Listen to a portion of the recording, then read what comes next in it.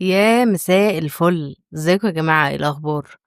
المرة دي أنا متأخرتش ولا حاجة وسجلت حلقات مقدما عشان خاطر لما أجي أفكر إن أنا أختفي تبقوا يعني ليكوا ستوك كده موجود ليكوا لوحدكم. عموما شكرا للناس اللي بتبعتلي، سواء على الحاجات بتاعتي أنا الشخصية أو على الدي أمز بتاعت البودكاست. دي حاجة ما كنتش متوقعها خالص الصراحة، كنت فاكرة إن أنا بعمل بودكاست ده لأمي. بس شكرا. آمم، حلقة النهارده عن الحاجة اللي خلّتني ما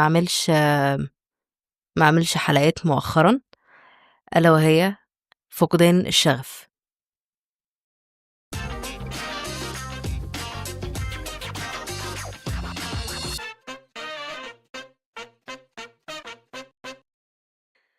آآ، أعتقد كلنا مرّينا بالموضوع ده.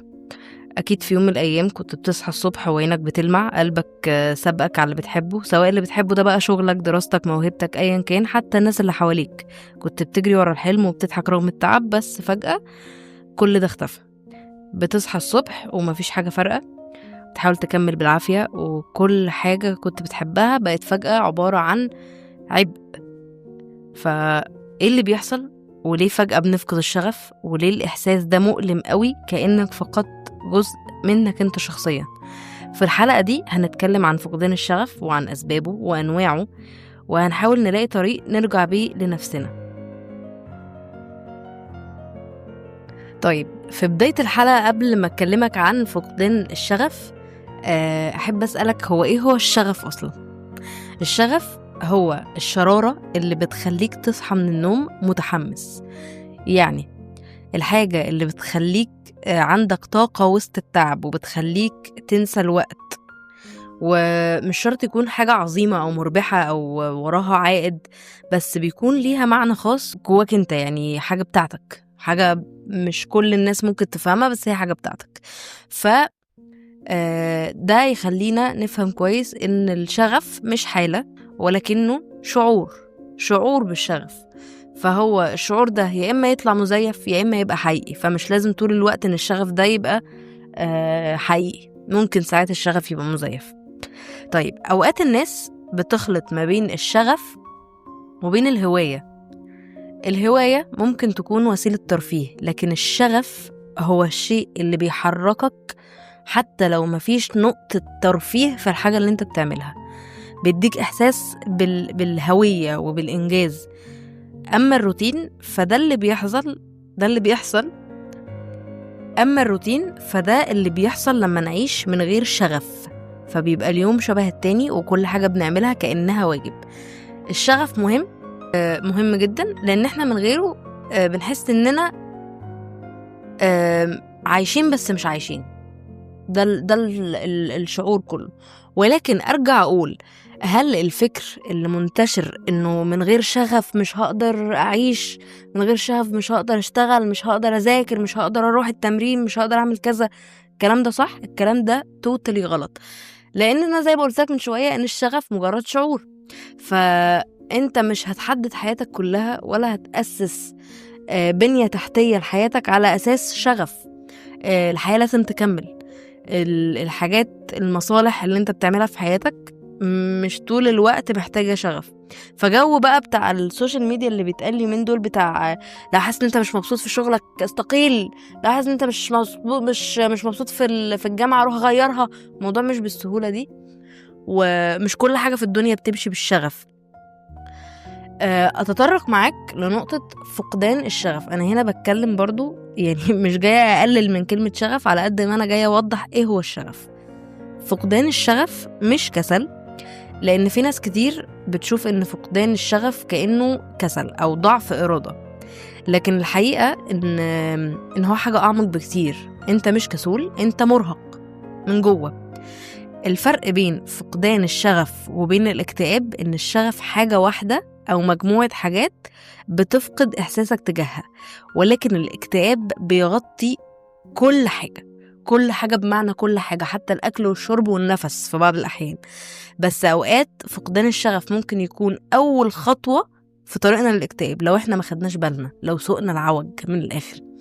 والمشكلة ان الناس حواليك بتضغطك، شد حيلك، ارجع زي زمان، اعمل مش عارف ايه، وانت نفسك بس انت مش فاهم ايه اللي اتغير، وتحس ان انت تايه والوحدة بتزيد. طيب زي اي حاجة في الدنيا، فقدان الشغف كمان ليه انواع. في مؤقت اللي هو بيجي بعد ضغط او توتر شديد، وهو غالبا بيروح مع الوقت او مع ان انت ريحت نفسك شوية. وفي فقدان تجاه شيء معين كنت بتحبه، زي شغل كنت بتحبه وابتدى يبقى عبء، او علاقة كنت متمسك بيها وبقت بتستنزفك، او حد انت كنت بتموت فيه وفجأة بقيت مش طايق وشه. وده اللي انا هتكلم عنه في الحلقة اللي جاية، لأ اللي بعدها ان شاء الله. انه ساعات فقدان الشغف ده بيبقى تجاه الاشخاص كمان، ومش بيبقى بس فقدان شغف، بتبقى قفلة. وفي بقى فقدان شغف عام تجاه الحياة كلها، ده الأخطر. لما كل حاجة تفقد معناها وتحس ان انت مش عايز تعمل اي حاجة خالص، هو ده اخطر نوع. وكل نوع مهم، وكل نوع منهم ليه طريقة في التعامل، ومحتاج منك انك تكون صادق مع نفسك. زي اي حاجة في الدنيا ليها علاقة بالصحة النفسية، هي مش محتاجة خالص غير ان انت تكون صادق مع نفسك، وان انت ما تحورش من الاخر. طيب ارجع لنقطة مهمة جدا، غير بقى ايه هو الشغف وبيجيلنا ليه. طيب مش هتكلم عن ليه بيجيلنا شغف، بس هتكلم عن ليه بنفقد الشغف. يعني بيجيلنا شغف دي حاجة سهلة، جالي شغف عشان دي حاجة أنا بحبها، جالي شغف عشان الحاجة دي أنا شايف إن أنا بلاقي نفسي فيها. في أسباب كتير قوي ممكن تبقى نابعة من الحب، أو إن هي حاجة بتخليك تقدر نفسك، أو إن في إيمج، كل الكلام ده. بس ليه بنفقد الشغف؟ لأنه بنسبة كبيرة قوي فقدان الشغف مش بإيدينا زي ما الشغف بإيدينا. لو انت قررت من نفسك ان انت مش عاجبك حالك، وان انت عايز يبقى عندك شغف تجاه حاجة، هتفضل تدور لغاية لما تلاقي شغفك. بس ان انت فقدت شغفك دي مش بإيدك خالص. فقدان الشغف بيجي ساعات بسبب الضغط الزيادة، لما تفضل تضغط على نفسك من غير راحة فالشغف بيتحول لتعب. وأحيانا لو حاجة انت بتحبها وبتعملها من باب ان انت بترفع على نفسك، وقمت فجأة اتعاملت معاها ان هي تاسكاية او شغل، وان هي حاجة لازم تعملها، لازم اول لما تخش في اي جملة كلمة لازم، اعرف ان انت بتبوظ اي حاجة على نفسك. طيب ايه تاني بيبوظ الموضوع وبيخليك تفقد الشغف؟ المقارنات. لما تبص حواليك وتشوف غيرك بيجري وتفضل تحس ان انت واقف، فتفقد الشغف بالحاجة اللي انت كنت بتحبها، لانه somehow الحاجة دي مثلا مش عملية، او انت شايف ان هي مش بتخليك تتقدم زي اللي حواليك ما بيتقدموا، رغم ان هو ممكن تكون الحاجة اللي انت بتعملها دي بتديك بتديك طاقة نفسية احسن من اي حاجة تانية، سواء بقى ليها عائد مادي، عائد اجتماعي، عائد بأي طريقة تانية. العائد النفسي بيبقى أحسن بكتير. في برضو الفقدان للمعنى. لما تنسى انت ليه بدأت من الأساس في حاجة، ده هيكون سبب كبير في ان انت تبطلها. وبرضو غياب التقدير كده كده. وفي حاجة شبه الارت بلوك اسمها الاحتراق النفسي، لما تدي كل حاجة جواك وتتفاجئ انك فجأة بقيت فاضي، ما عندكش حاجة تانية. دي حاجة في الإبداع أو في مجال الفن مثلا، أي حد بيشتغل في حاجة ليها علاقة بالفن اسمها ارت بلوك أو حاجز إبداعي. لما انت بتستنفذ كل حاجة عندك، فخلاص مرة واحدة تستنزفها مرة واحدة، وبتطلعها كلها بشكل مبالغ فيه. يعني بدل ما تطلع فكرة حلوة في يوم، بتطلع 30 فكرة في يوم. طبيعي بعد اليوم ده هيجيلك حاجز نفسي لمدة سنة مثلا، عادي. كان عندي حد من صحابي كان بيحب التصوير جدا جدا جدا، كنت دايما بشوفه شايل كاميرا كده في جيبه، كاميرا ومعاه كاميرا اللي هي البروفيشنال، معاه كل انواع الكاميرات اللي في الدنيا، ودايما ماشي بيصور كل لحظة، كل حاجة، شجرة ماشي، فاترينا ماشي، مش عارف، كل حاجة بيصورها. لغاية لما قرر في يوم من الأيام أنا هشتغل فوتوغرافر، وكل الناس اتبسطت وقالت والولد ده فعلا موهوب جدا، احنا كلنا فعلا شجعناه. بس بعد شوية الموضوع بقى بالنسبة له شغل بس، وما بقاش فيه عنده نفس يفتح الكاميرا ولا يبص على الكاميرا بتاعته. ففضل فترة حاسس ان هو ضايع، وكل ما يبص الكاميرا بتاعته حاسس ان هو قرفان، وان هو شايل حمل حاجة، وان هو دايما متأخر وعليه شغل مع كذا وميعاد مع كذا، لحد ما قرر ان هو ياخد استراحة ويصور تاني من غير ما يبقى التصوير بتاعه ده حاطط عليه لود انه انا لازم اصور عشان انا عايزه اخد فلوس، عشان انا عندي ابوينتمنت مع حد، عشان عندي كذا عشان عندي كذا. لما بطل يعمل ده وفصل شويه، الشغف في حبه حبه بدأ يرجع تاني. طيب ازاي نتعامل مع فقدان الشغف؟ انا عن نفسي لما بفقد الشغف في حاجه بسأل نفسي، هل انا بحب الحاجه دي فعلا، ولا انا كنت بعملها عشان ارضي الناس؟ يعني انا عملت مثلا حاجه من الحاجات اللي انا مش عارفه انا عملتها ليه. جيت من 2-3 كده عملت كتاب، وبعد كده قلت هل انا عملت الكتاب ده عشان انا عايزه الناس تقول عليا عملت كتاب وتقول واو وتحفه ومش عارف ايه، ولا عشان انا كان نفسي اكتب كتاب؟ ولما قعدت فكرت قلت انا فعلا بحب ان انا اكتب، وكان نفسي وقتها، كان فعلا حلم من احلام حياتي ان انا اكتب كتاب، وعايزه اعمل الموضوع ده تاني. وافتكرت يعني انا متخيل ان في 5 سنين من حياتي انا كنت قاعده بكتب فيها على صفحه على فيسبوك، ونسيت الموضوع ده، نسيت حدث كنت بعمله لمده 5 سنين من حياتي لمجرد ان انا بطلته فتره طويله عشان انا جالي ارت بلوك وقتها من كتر ما انا فقدت الشغف، فنسيت ان انا كنت بعمل حاجه بحبها.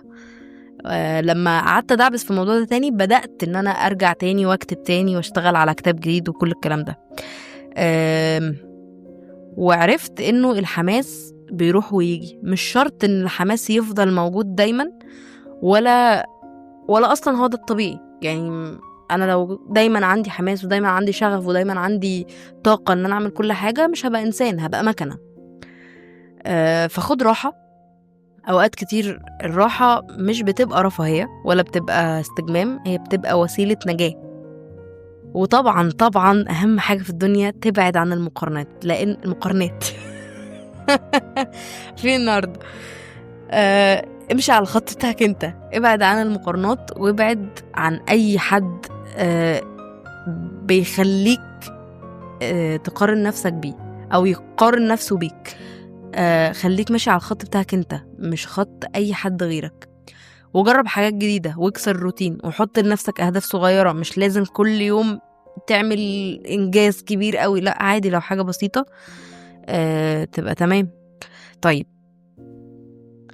سؤال برضو بتساءل فيه ساعات مع موضوع فقدان الشغف ده، امتى نسيب وامتى نكمل؟ من وجهة نظري المتواضعة نسيب لما نكتشف ان اللي احنا بنعمله ده ضد نفسنا، لما الحاجة تبقى بتأذينا اكتر ما بتضيف لنا، هنا بيبقى لازم نسيب. طب نكمل امتى؟ نكمل لما نعرف اننا محتاجين بس نغير الطريقة، او نغير المكان، او نغير جو مش لازم نسيب الطريق كله. فمش لازم تكون نهاية، ممكن تكون بداية، بس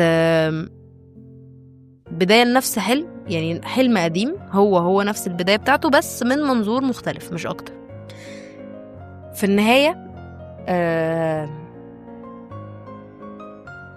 أحب أقول إن مفيش حد دايما متحمس، ومفيش شغف بيفضل مولع طول الوقت. اللي بيفرق هو إنك لما تقع تقوم تاني. مشكلتك مش لو فقدت الشغف، المشكلة لو فقدت نفسك وسط الزحمة. ولما تحس انك ضايع، بص جواك مش حواليك. حاجة دايما بفضل اقولها، بص جواك مش حواليك، لان انت لو بصيت جواك هتلاقي نفسك بدون اي فلتر، بس حواليك هتفضل بقى تتأثر من ده وتتأثر من ده، هتبقى تحول في الآخر لسفنجة عمالة بتمتص في آراء ووجهات نظر، وكلها مش هتفيدك لأن هما مش شايفين الموضوع من وجهة نظرك انت. النهاردة يمكن تكون تايه، مش عارف تحب زي زمان ولا تحلم زي قبل كده، بس ده مش معناه ان انت انتهيت. اوقات كتير بنفقد شغفنا عشان نلاقي نفسنا، ودي مش نهاية القصة، دي نهاية فصل واحد بس من فصولها. يا رب تكون الحلقة عجبتكم، واستنوا الحلقة الجاية والحلقة اللي بعد الجاية، عشان الحلقة اللي بعد الجاية منفذة على الحلقة دي.